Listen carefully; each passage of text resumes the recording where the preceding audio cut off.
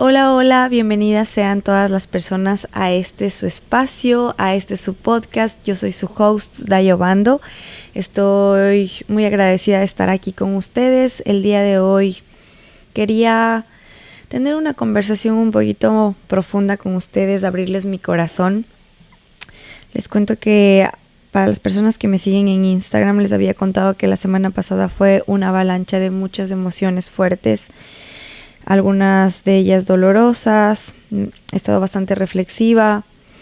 En mis historias les compartí hoy algunas de las razones por las que esta semana fue tan llena de muchas cosas, pero aquí les quería hablar de algo un poquito más profundo. Quería abrirles mi corazón. Saben que lastimosamente la semana pasada una prima de mi esposo, de Kevin, falleció. Una chica muy hermosa, muy dulce, muy buena, muy inteligente y joven, muy joven, de 33 años, murió a causa de un cáncer. Y el hecho de ver lo injusta que fue su muerte, lo injusto de la situación, lo injusto de ver a sus papás tener que despedirse de ella,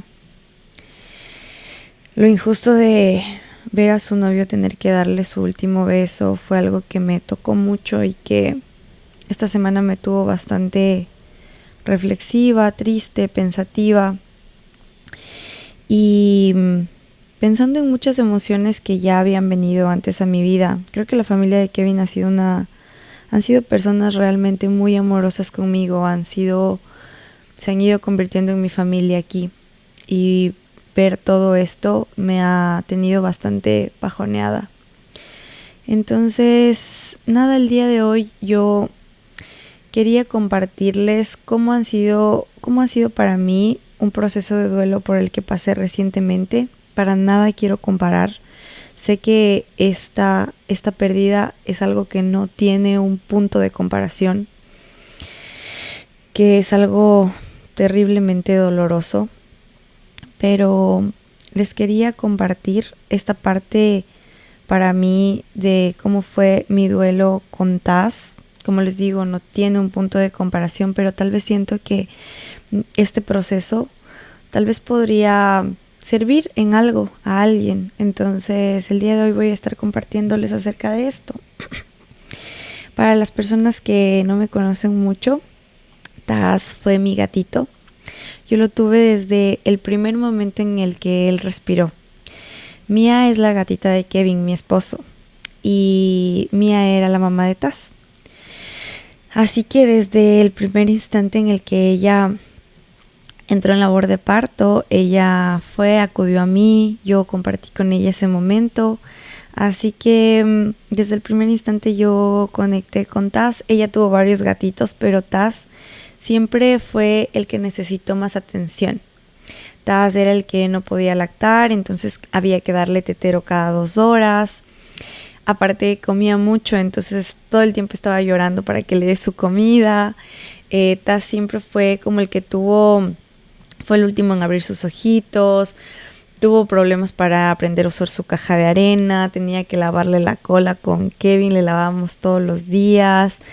Entonces el hecho de que él necesitara siempre un poquito más de atención que los demás creo que hizo que yo creara un vínculo especial con él. Y bueno, para las personas que me conocían saben que yo siempre andaba con Taz a todo lado. O sea, estaba en mi casa, en mi trabajo, en mis fiestas, con mis amigos. Era un gatito muy amoroso, muy paciente, no era agresivo. Entonces era muy dulce, muy especial. Yo compartí con él muchos momentos, pasé con él pandemia, pasamos nuestra cuarentena juntos. Me acompañó en muchísimas etapas y cuando decidimos venirnos a vivir a New York, nos venimos con Taz y con Mía. Entonces él estuvo aquí cuando yo estaba aprendiendo a adaptarme. Él pasó conmigo mi primer invierno aquí cuando estábamos adaptándonos al clima y cuando todos los árboles morían y cuando oscurecía súper temprano, como a las 4 de la tarde, cuando Kevin se iba a trabajar y no tenía ningún amigo aquí. Él era mi único amigo aquí en New York. Y Nos sentábamos afuera en las noches, le encantaba sentarse en las gradas y ver a las personas pasar. Entonces compartí muchas etapas con él y un día Kevin empieza a ver que él comienza a ahogarse, como que le comienza a faltar la respiración. Entonces, esta historia que les voy a narrar a continuación, así tal cual como falleció Taz, exactamente igual falleció el papá de Taz, Bruce Wayne, que era igual mi gatito. Entonces, al momento que Kevin ve que él se comienza a ahogar, así como pasó con Bruce, ese rato salimos corriendo. Al frente de nuestra casa hay una veterinaria y lo llevamos ahí inmediatamente, lo vieron y nos dijeron: a este gatito hay que llevarlo a una clínica más grande porque este gatito no está bien.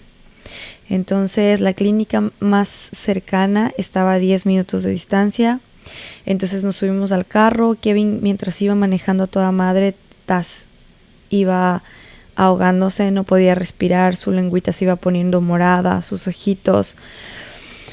En este instante para mí fue demasiado choqueante porque de esta misma forma murió Bruce. O sea, yo igual lo tenía en mis brazos y estábamos tratando de ir a la veterinaria más cercana y yo veía cómo se le iba la vida a Bruce. En este instante yo no les puedo explicar la desesperación que sentía y pedí a lo que sea que existiese, que fuera superior, que por favor, si existía, le salvara la vida, porque yo en ese momento estaba en una situación muy vulnerable. Yo estaba pasando por el duelo migratorio y me sentía muy frágil. Yo no estaba lista para poder dejar ir a Taz. Yo no estaba lista para despedirme de él. Aunque, para serle sincera, creo que nunca hubiese estado lista para despedirme de él. Así que en esa desesperación, en esa angustia, Kevin logra llegar a la clínica. Yo entro corriendo con Taz en mis brazos, llorando. En la clínica, no me puedo quejar, fue una atención súper inmediata. O sea, se abrieron las puertas del ascensor, yo tenía a Taz en mis brazos, la chica del counter me vio llorando, levantó el teléfono. Hasta yo llegar al counter ya tenían una camilla y los doctores se lo llevaron inmediatamente. Estuvo ahí un ratito y después de un rato nos dijeron que Taz tenía agua en sus pulmones. Estaba muy mal. Entonces nos plantearon la posibilidad de que podríamos tal vez intentar dejarlo internado y ver cómo iba evolucionando él con los días. Y tal vez después de unos días iban a poder hacerle exámenes para ver qué se podía hacer, porque en ese momento no se podía hacer nada, él estaba muy delicado. Y hablando con los doctores, hablando con los médicos, bueno, nos decían que el tratamiento, o sea, como dejarlo internado ahí más o menos nos iba a costar aproximadamente unos $10,000 y teníamos que dar como una entrada para ya poder hacer el papeleo e ingresarlo como legalmente, ¿no? Entonces, en este momento Kevin no estaba preparado para dejarlo ir. Obviamente yo tampoco. Pero Kevin estaba dispuesto a hacer lo que sea para salvarle la vida. Obviamente yo también. Pero cuando empezamos a obtener información, a hablar con doctores, con veterinarios, nos dijeron que cuando pasa esto, cuando un gatito una mascota logra salir de esto, generalmente no quedan bien, sino que hay muchas veces que tienen que vivir con ventilación artificial y que esto era muy fuerte, muy delicado para ellos, que muchas veces salían y al mes fallecían, que tenían que tomar medicación y que básicamente si nosotros tomábamos la decisión de salvarle, él no iba a tener una buena calidad de vida.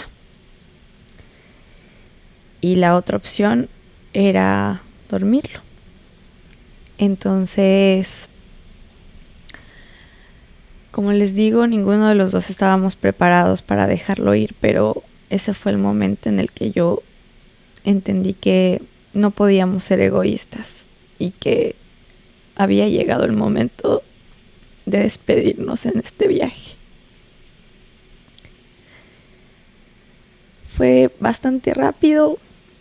Le pusieron solo una inyección, nos despedimos de él estuvo con nosotros y fue súper rápido, o sea, como a los 5 segundos él solo cerró sus ojitos y se fue.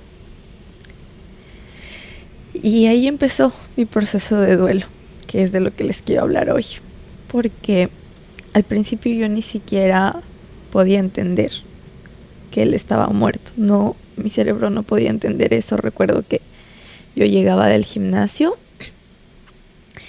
y automáticamente yo esperaba verlo detrás de la puerta, porque él siempre me esperaba detrás de la puerta como si fuese un perrito. Y yo cogía su plato de comida para ponerle la comida, porque mi cerebro aún no entendía que él había muerto. Creo que esa parte fue terriblemente dolorosa. Y luego, cuando entendí primero que había muerto, se me llenó también como de tristeza el corazón, pero también como de indignación, como ese sentido de injusticia que les decía que también sentía en estos días, porque él era muy joven, él tenía solo 7 años, y lo que pasó fue que su papá tenía un problema respiratorio. A ver, esta raza persa es una raza creada por el hombre, entonces por esto no hay que comprar animales, porque al ser creados por el hombre, estos gatitos nacen con muchos problemas respiratorios, muchos problemas en sus lagrimales, tienen muchos problemas. Entonces Taz heredó este problema de su papá, Bruce. Y antes de nosotros venirnos acá, nosotros le hicimos exámenes de todo, de absolutamente todo. Y nos dijeron que tenía un soplo en el corazón. Entonces nos redirigieron a un cardiólogo. Nosotros buscamos el mejor cardiólogo de Quito. Él le hizo todos los exámenes y nos dijo: váyanse tranquilos, porque el soplo que tiene es como algo que ni siquiera necesita tomar medicación. Él va a estar bien. Entonces, para mí él era muy joven. O sea, yo por lo menos esperaba tener unos 10 años más con él. No esperaba que él se fuera así, de esa manera tan injusta, tan abrupta. Tenía un poco de rabia, un poco de iras, un poco de la impotencia que sentía, y obviamente el dolor. El dolor no les puedo explicar con palabras. Yo sentía que mi corazón, que mi cuerpo por dentro estaba helado. Sentí una tristeza tan profunda que sentía que no podía respirar. Tenía insomnio. Estaba la parte de reclamarme de qué pude haber hecho, y si no me lo traía, y si le pudimos haber llevado a otro doctor. Y Kevin preguntó y nos explicaron que los exámenes que le hicieron, o sea, lo que este doctor nos dijo en Quito, sí estuvo bien. Como que nos dijo la verdad. No había forma de que se pudiera predecir que esto iba a pasar. Entonces, mientras más como que le metía cabeza a qué hubiese pasado si, al hubiese, creo que más se drenaba, o sea, más drenaba energía, más gastaba energía pensando en algo que ya no estaba dentro de mi control, y que por más escenarios que planeara en mi cabeza no iba a cambiar. Eso no me iba a devolver a Taz. En este camino recuerdo que yo estaba tan desesperada, tenía mucha angustia, tenía ansiedad, tenía taquicardia, no tenía hambre.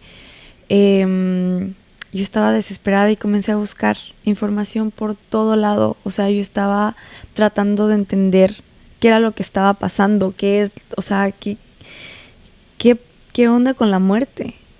Entonces recuerdo que leí varios libros, escuché podcasts, escuché mucha información, y me acuerdo que había alguien, no recuerdo quién, pero en alguno de los libros decía que atravesar un duelo se siente como si estuvieses en una tormenta de arena, y como en cualquier dirección que intentaras caminar, esa tormenta volvía a cegarte, volvía a nublarte y no había forma de que, como de que avanzaras. Y así, exactamente así se sentía el duelo. Era muy fuerte y me acuerdo que dije, a ver, lo que voy a tratar de hacer es, me puse una meta de que por lo menos iba a bañarme, o sea, esas eran mis únicas metas durante un tiempo en el día, bañarme, ir al gimnasio, porque siento que hacer ejercicio es algo que me ha ayudado muchísimo, lavarme los dientes y comer por lo menos una vez al día. Entonces, eso es lo que trataba de hacer, pero había días en los que el dolor era tan insoportable, a veces se sentía tanta ansiedad que tenía ganas de abrir la puerta y salir corriendo a buscarlo. Era una impotencia que no les puedo explicar con palabras, así que creo que llegó un momento en el que fue demasiado doloroso y en ese momento me acuerdo un día que estaba en el gimnasio y escuché un podcast de una psicóloga que decía como, si sientes que ya no puedes más, ríndete. No niegues esta tristeza, no niegues todo esto que estás sintiendo, porque se va a demostrar en otras cosas. Igual va a salir, pero de otras formas más dolorosas. Decía como que la muerte es como cuando te van a poner una vacuna y tensas el músculo, cuando lo contraes y te ponen la vacuna, te va a doler. Pero si relajas el músculo y si sueltas, el dolor te va a traspasar de una manera más leve. Entonces, en este podcast decía que te rindas. Y recuerdo que ese día tenía tanta taquicardia, estaba en el gimnasio, tenía esa angustia, esa cosa horrible aquí en el pecho. Y llegué a mi casa y me acosté en la cama y lloré y lloré y lloré. Y dejé que me permití sentir esa angustia aquí, verla, dónde estaba, a observarla, que estaba aquí en mi pecho, cómo se veía, cómo se sentía, qué porte tenía, qué olor tenía, qué consistencia. Y en ese momento me rendí, que quería temblar y me dejé temblar porque entendí que era un mecanismo de mi cuerpo de sacar todo ese dolor que estaba sintiendo adentro. Y cuando entendí esto, y cuando entendí que así iban a ser los días venideros, empezó a cambiar mi perspectiva acerca de la muerte, porque cuando llegaban estos momentos en el día, hacía eso, me sentaba, lloraba, si quería gritar, gritaba, si quería llorar, lloraba, si quería temblar, temblaba. Trataba como de dejar que todo eso saliera. Y me daba cuenta que al principio duraba más tiempo, pero cada día iba durando un poquito menos. Y ahí creo que entré en la etapa del duelo de negociación, que es como entre de que me rehúso, pero también como de que, ok, lo voy aceptando y voy viviendo mi vida. Al momento que acepté que él ya no iba a estar más y que empecé a modificar mi vida y hacer cosas que yo hacía solo con él, que por ejemplo me acuerdo que bailar, yo siempre bailaba con él y yo no bailé, no sé, durante unos 9 meses. Y empezar otra vez a bailar sola, porque eso hacía mucho, me encanta bailar, cosas como esas que yo no podía volver a hacer.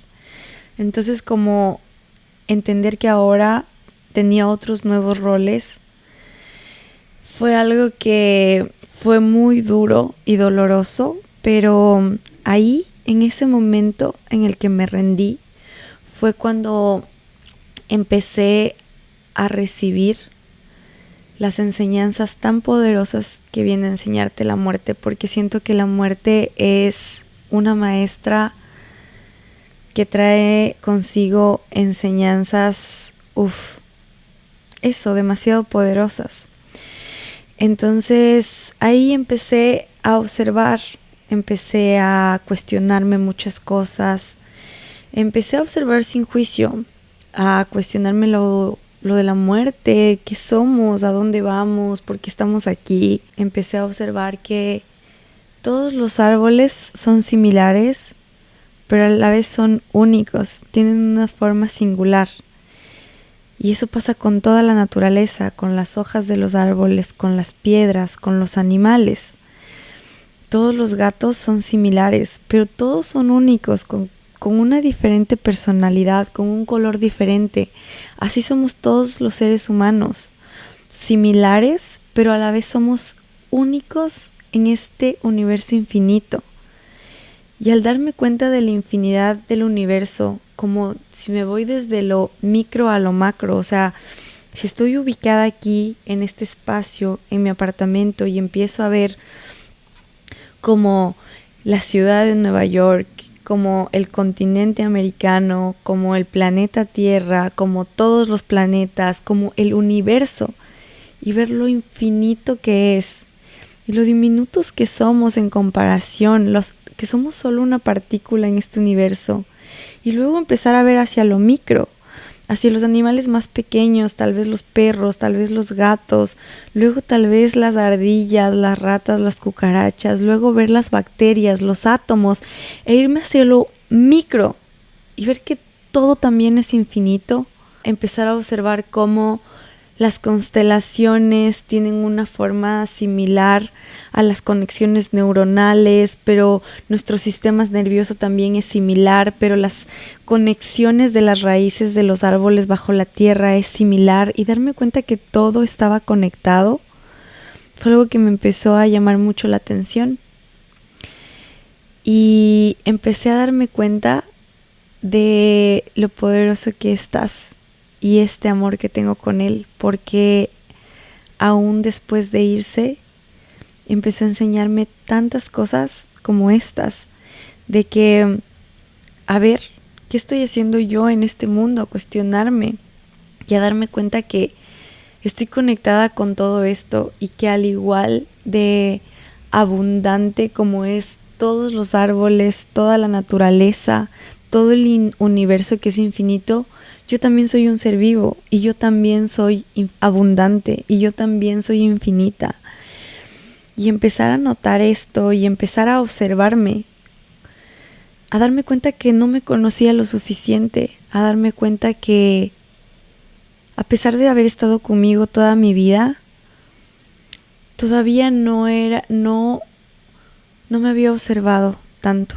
Así que empezar a observarme como si fuera un experimento, y a ponerme como meta conocerme profundamente, a ser realmente mi amiga, a saber cómo actúo, a cuestionarme por qué lo hago, a empezar a dejar de repetir patrones, empezar a aprender de mis errores, que han sido muchísimos.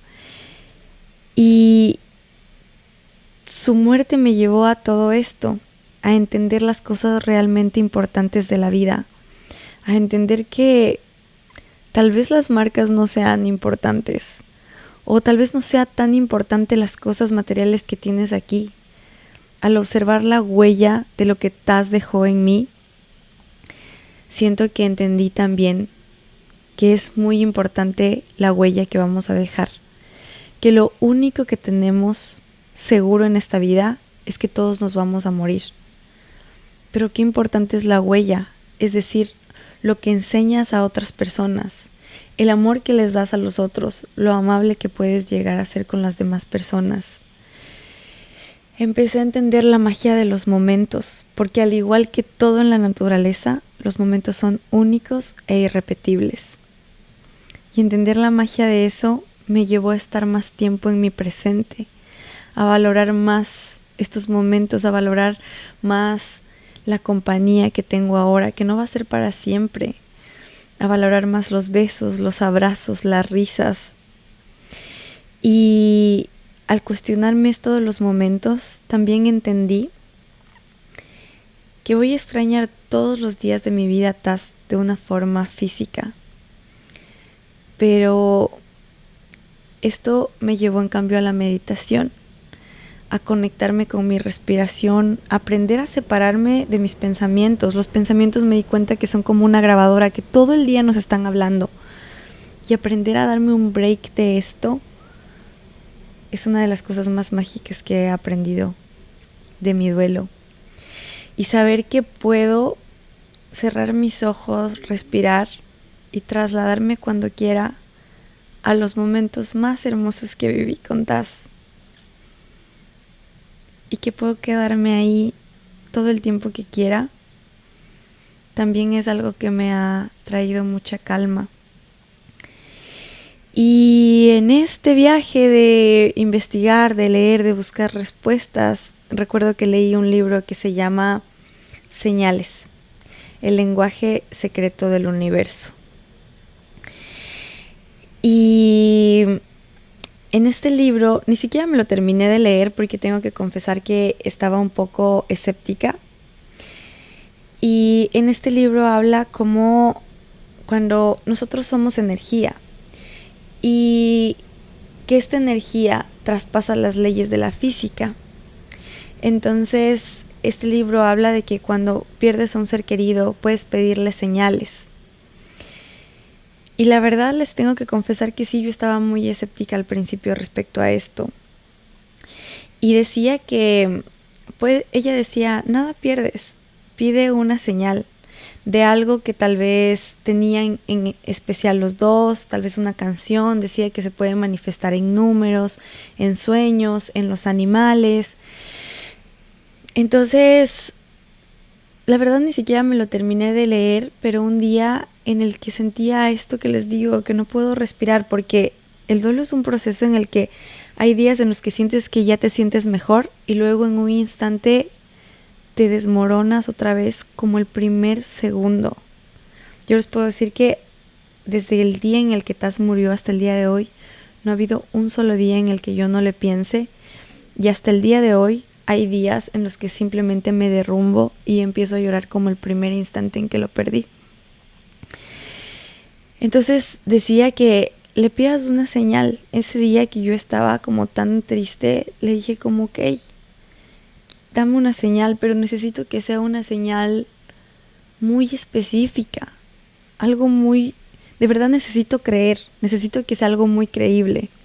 No sé qué, porque ella decía, puedes pedirle algo que sea significativo para los dos, y yo en ese momento no se me ocurría nada, pero le dije como, si de verdad sigues estando, dame una señal. Y ahí fue cuando empezó la magia. No sé si se acuerdan que yo les dije que en el anterior episodio yo les hablaba de la etapa más oscura y más deprimente de mi vida, y les dije, en ese momento yo dejé de creer en Dios, dejé de creer en la religión y dejé de creer en absolutamente todo. Y Taz, con su muerte, me permitió hacer las paces y me permitió sanar todo esto que yo tenía peleado con mi tema de espiritualidad. Y me permitió darme cuenta que obviamente existe algo muchísimo más grande.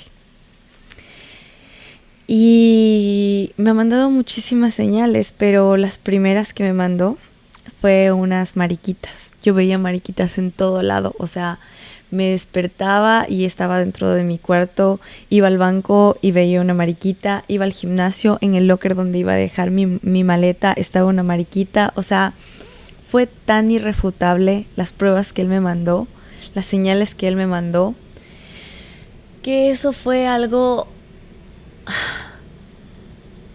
increíble. Sé que hay muchas personas que van a pensar que estoy loca al decir esto, pero yo sé que es verdad, porque lo he sentido y sé que es real. Y darme cuenta de lo poderoso que fue nuestro amor es otra parte. Esta es como otra etapa de nuestro amor, y es algo increíble porque en vida tuvimos una historia increíble, que a pesar de que él nunca me habló con palabras, tuvimos una comunicación y un amor fuera de este mundo. Y ahora lo seguimos estando. Y darme cuenta que ese amor fue tan grande que traspasó las leyes de la física es uno de los regalos más hermosos. Obviamente todos los días de mi vida yo voy a extrañar su parte física, pero ahora sé que Él nunca se fue del todo, que Él siempre está aquí, y siempre está aquí. En este libro decía que siempre va a haber una forma lógica de que tú puedas demostrar por qué pasan ciertos acontecimientos, pero está en ti creer o no, está en ti abrir tu corazón o no. Y que si abres realmente tu corazón, tú incluso puedes empezar a desarrollar un lenguaje con esa otra parte de ti, que en este caso estás. Y, ¿saben? O sea, Él siempre me manda señales. O sea, por ejemplo, ¿qué? Les cuento, hasta incluso es chistoso, porque es que es su forma de ser. O sea, en esta semana que pasó, hace 2 semanas, estaba maquillándome. Y entonces empiezo a escuchar un pajarito, pero no era un pajarito como los normales de que... sino era un pajarito como que graznaba. Entonces yo me estaba maquillando y escucho así como... ¡Wow! ¡Wow! Era un graznido muy raro. Entonces regresé a ver y veo el pajarito en la ventana. Entonces solo me reí porque yo sé cuando es Él, yo sé cuando Él está aquí. Y eso es algo increíble. Su muerte me enseñó a disfrutar la calma. Me enseñó que el dolor no te limita.